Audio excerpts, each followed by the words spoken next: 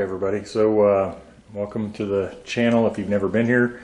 If you have, you know that I do some shooting and some other stuff. One of the hobbies that I like is reloading. You can kind of see my bench here. I got all kinds of stuff laid out. Today really what I want to talk about is this right here. So this press, I kind of inherited this through a trade, and I've been wanting a semi-progressive for a while. This is what I've been working off of, the old Lyman T-Mag.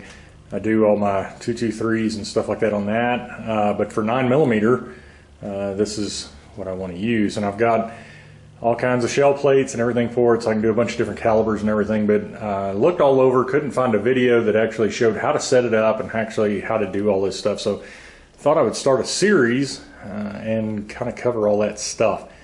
So you're going to need a few things. You know, obviously you're going to need powder, you're going to need brass.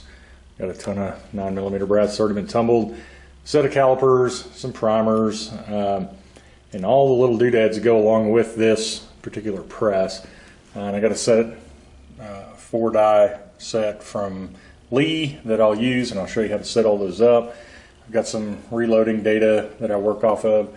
I also have the book, you know what I'm saying? So we'll kind of go through some of that. And the end product is that right there. I mean, we want to make a bunch of bullets. But on this particular press, there's a few different things that are kind of oddball. I say oddball, it's probably pretty normal for presses, but for me, this was brand new. I've never done anything like this. And so it's got an auto primer feeder, and it's got 5 stations on top. And so I'll kind of go through how all that stuff works.